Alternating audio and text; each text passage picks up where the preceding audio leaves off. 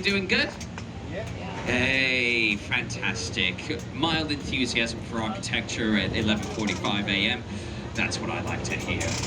My name's Elliot. I'm going to be your tour guide for the next 40 to 45 minutes here or so.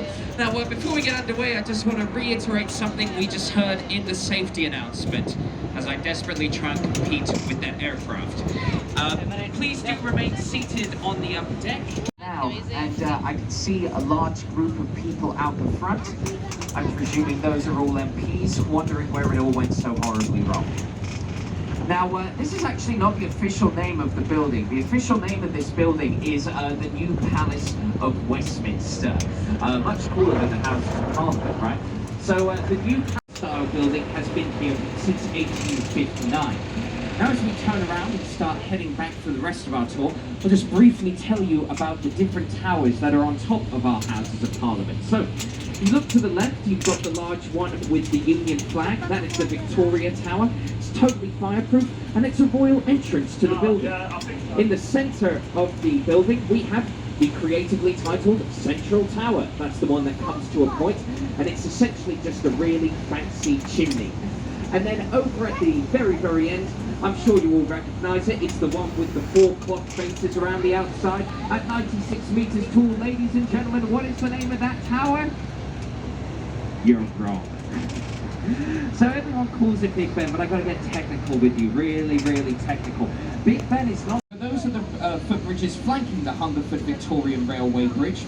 And if you follow the bridge to the left, you'll see they run into a sandy-coloured building with a semicircular glass window.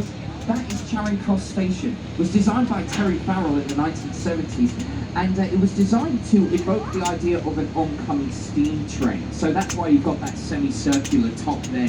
The idea is that on a cloudy day, it looks like the smoke is sort of coming out behind it. Right, we'll be coming out from underneath the Hungerford Victorian Railway Bridge soon enough. And as we do so, I think we're going to actually stick with the left-hand side. So if you look to the left, you'll see the oldest thing we're going to see on the tour today. It is that on the tour today. The most popular answer I get, without fail, is that people cannot wait to see the world-famous London Bridge in all of its magnificent glory. Well, there it is. That big concrete monstrosity right in front of us. This is the world-famous London Bridge. No, that can't be the case. Surely London Bridge has got 2 big towers on it, doesn't it? Ah, that is Tower Bridge. And we will be seeing that on the tour later on. But I don't blame you getting them confused. I certainly did. After all, this is the one that the song is about, so why is it so near? Well, it's not so much about the bridge, it's about the history of the site. So, the first bridges built on this spot would have been built by the Romans. For more than half of its life, this bridge would have been a temporary structure built with wood and rope, and quite often would have been falling down. Now, it wasn't until the Middle Ages we got our first permanent bridge here, and it was incredible. It had houses on it, some as tall as 70 stories. There was a church on it, there were shops. It was its own totally self-sustaining ecosystem. Fast forward to the Victorian era, and we get the most iconic London Bridge that we've had in our history. It was Sir Francis Drake. So he was the first Englishman to circumnavigate the globe. He did not do so intentionally. He was not looking to become an explorer. What he was looking for was gold. He would set sail aboard his ship, the Golden Hind, and pillage Spanish and Portuguese ships. One day, after making a swift getaway, he got a bit turned around to Arizona, of all places. Basically, when word got out that we were getting rid of London Bridge, an American sensed an opportunity. His name was Robert McCulloch. He flew over and he said, I'll take the bridge off your hands. I'm looking to generate tourism in this area of Arizona that I am developing. And so he bought the bridge and shipped it back over to Arizona, brick by brick, had it rebuilt there, and it's still standing there today. So, apologies. Tower Bridge was designed as the result of a competition run by a man called Sir Horace Jones. Horace got submissions from all over the world of people eager to design the new Tower Bridge. But at the end of the day, he stood up and said, there's one design that stands head and shoulders above the rest. Mine. and he declared himself the winner of his own competition. So, Tower Bridge was also designed by Sir Horace Jones. More than a little vain, I think, but it is a wonderful bridge, so I will let him off the hook. Now, the bridge is actually nowhere near as old as it looks.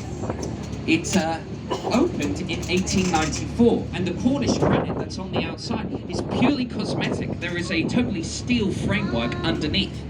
I will get to why the aesthetic of making this look older was so important in just a few moments.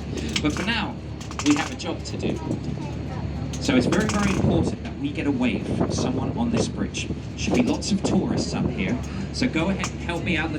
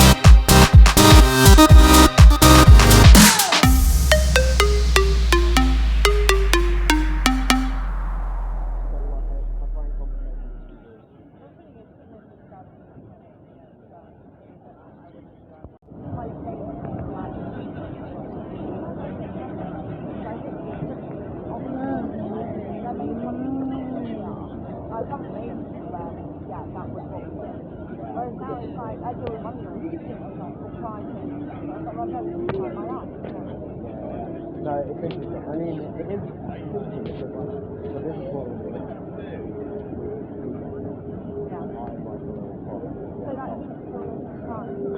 So, well, so most of the work I do is like, so my client tends to be like,